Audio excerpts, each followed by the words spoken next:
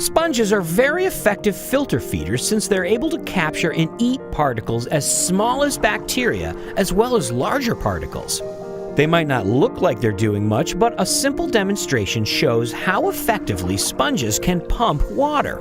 On a reef in the Caribbean, I make a dive with a syringe filled with a non-toxic dye called fluorescein. By squirting it around the base of some sponges, we can observe how the water is moving by watching what the dye does.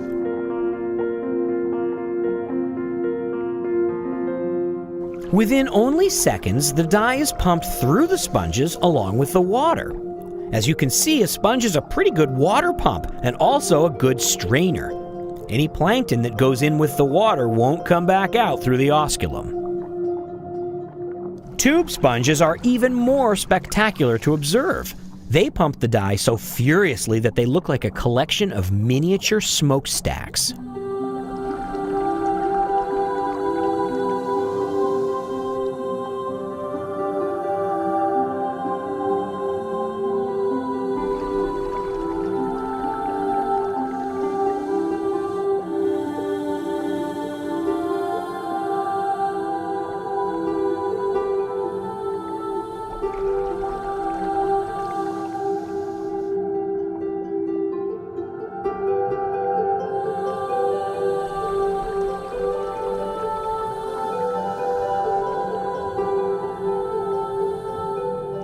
The ultimate test is a hefty barrel sponge.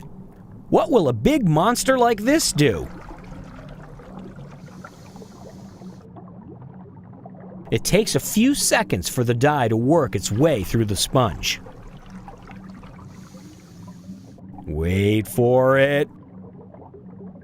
But then it pours out like smoke from a chimney.